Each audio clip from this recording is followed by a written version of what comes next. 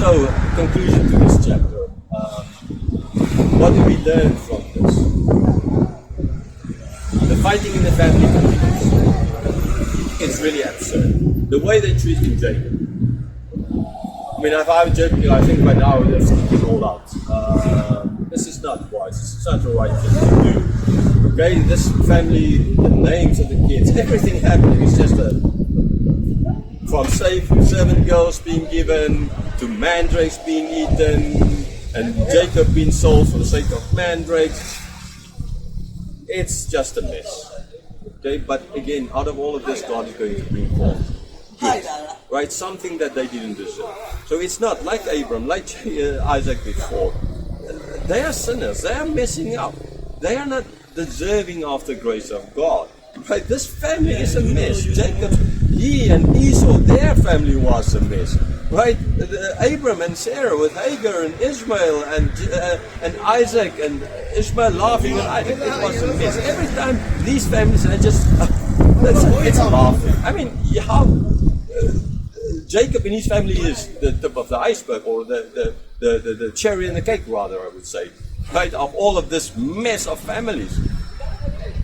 But God's grace through it all keeps on shining through. God keeps on protecting Jacob. God keeps on blessing Jacob with flocks. Right, Laban has been blessed because of Jacob. We see this going on and on and on.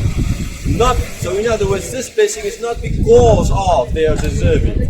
It's because they don't deserve. It shows God's grace as well.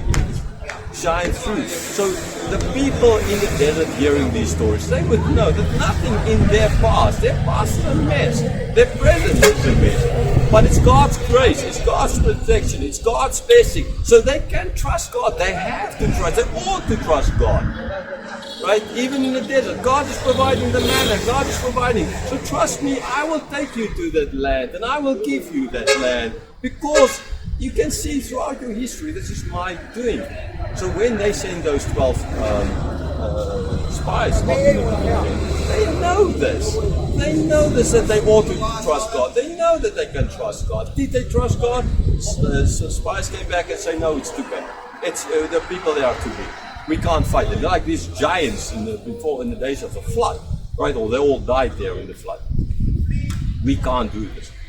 God gave them ample example, ample proof that they can. But now, before we are too strict here on them and think that, man, they are stupid. Look at our own lives. There are so many times in our own lives where God has given us things. And the next time we have a problem, we're like, oh no, we can't. This time is not going to work. I know, I mean, I'm speaking of personal experience. I get so angry at myself. There's so many times in my life where I had nothing and I had to do something, or like we had to get money to buy things, or get money out of the bank and to buy things.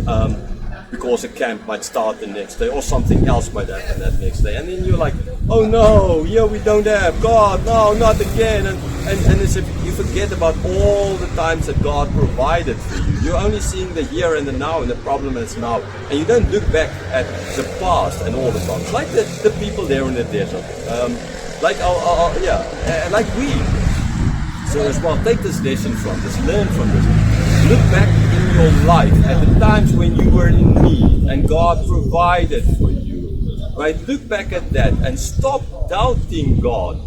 Pray that God will provide now again. Yes, you have to pray that God will provide. But don't pray out of disparity. Pray out of faith, knowing that God in the past provided. God has done it. He's done it here for the people.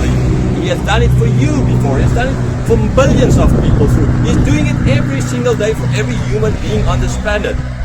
So, trust God.